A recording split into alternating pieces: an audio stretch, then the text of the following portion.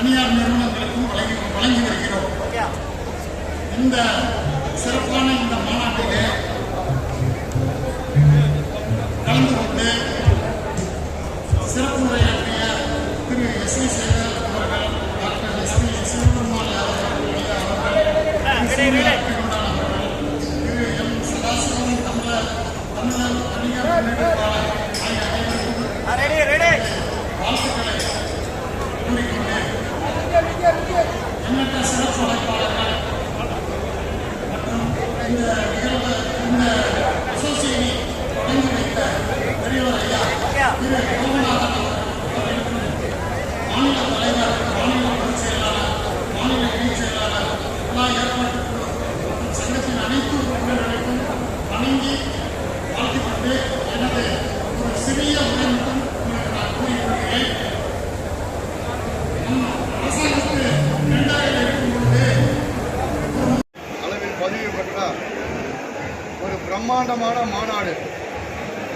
இது 170 வருஷத்துக்கு பின்னாடி நடக்கக்கூடிய முதல் மாநில மாநாடு இதுதான். இந்த மாநாட்டின் மூலம் நாங்கள் தமிழக முதல்வர் அவர்களுக்கு சில கோரிக்கைகளை சமர்ப்பிக்கின்றோம். எங்களுடைய வாழ்வாதாரங்கள் பாதிக்கப்படாத அளவிற்கும் எங்களுடைய குடும்பங்களும் குழந்தைகளும் பின்வருங்காலங்களில் எங்கள் சந்ததிகளும் நலனாக இருக்க நல்லாட்சி செய்து கொண்டு இருக்கும் மாண்புமிகு தமிழக முதல்வரிடம் ஒரு பணிவான வேண்டுகோள்களை அது 10 கோரிக்கைகளாக நாங்கள் வழங்க இருக்கின்றோம். இந்த விழாவை சிறப்பித்த எஸ்.பி. சேகர் அவர்களும் அண்ணன் வெற்றி கொண்டான் அவர்களும் எங்களை முதல்வர் அவர்களிடம் அழைத்து செல்வதாக வாக்களித்துள்ளார்கள். ஆகவே நாங்கள்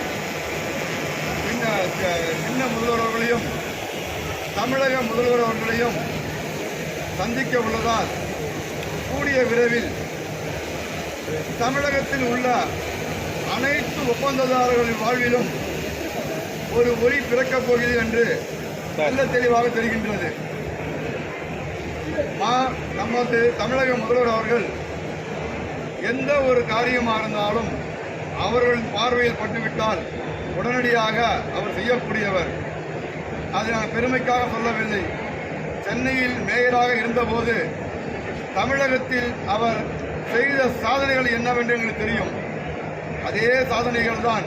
ஆனால் இன்று அவர் தமிழக முதல்வராக இருக்கின்றார்.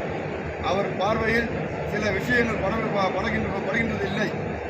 ஆகவேதான் இந்த ஒப்பந்ததாரர்கள் மாநில மாநாடு நடத்தி இந்த கோரிக்கைகளை திரு அண்ணன் ஜெயகொண்டான் அவர்கள் மூலியம், வெற்றி கொண்டான் அவர்கள் மூலியமும், திரு எஸ்.வி. சேகராஜன் அவர்கள் மூலியமும் கொண்டு சொல்ல இருக்கின்றோம் என்பதை இந்த நேரத்தில் உங்களிடம் தெரிவித்துக் கொண்டு விடைபெறுகின்றோம்.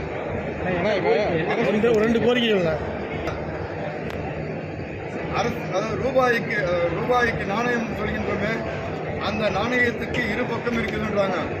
ஒரு பக்கம் அதிகாரிகள், ஒரு பக்கம் ஒப்பந்ததாரர்கள். நாங்கள் சொல்கின்றோம், அந்த நாணயம் என்ற ஒரு உலகம் இருக்கின்றதே, அதுதான் அரசாங்கம்.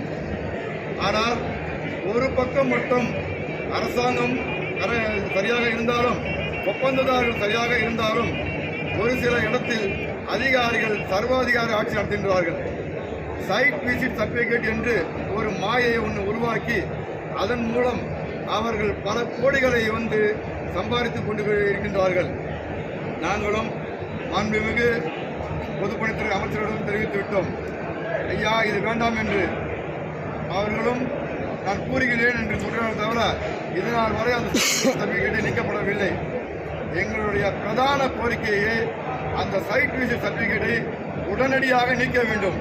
இதுதான் எங்களுடைய இந்த மாநில மாநாட்டின் ஒட்டுமொத்த முழு கோரிக்கையும். அந்த சைட் விசிட் சர்டிபிகேட் எடுக்க வேண்டியதுதான். இரண்டாவதாக 18% ஜிஎஸ்டி பிடித்தம் செய்கின்றார்கள் அரசாங்கத்தில். இனி வருங்காலங்களில் 18% பிடித்தம் செய்ய வேண்டாம். அரசாங்கமே எங்கள் பெயரிலோ அல்லது எங்கள் நிறுவனத்தின் பெயரிலோ அந்த ஜிஎஸ்டி பணத்தை கட்டிவிடுமாறு நாங்கள் கூறுகின்றோம். ஏனென்றால் அந்த ஜிஎஸ்டி பணம் எங்களுக்கு வேண்டாம். அது அரசாங்கமே நேரடியாக செலுத்திவிடும். நாங்கள் நேர்மையாக நிறுவனங்களில் வாங்கி பில்லுகளை வைத்து பணத்தை நாங்கள் பெற்றுக்கொள்கிறோம். ஆனால் இரண்டாவது கோரிக்கை, இந்த 2 கோரிக்கை தான் எங்களுடைய பிரதான கோரிக்கையாக முதல்வருக்கு சமர்ப்பிக்கின்றோம். நிறைய சங்கங்கள் பொதுப்பணித்துறை பல சங்கங்கள் வந்து இன்னும் எதிர்க்க போராட்டி தான் இருக்கிறாங்க.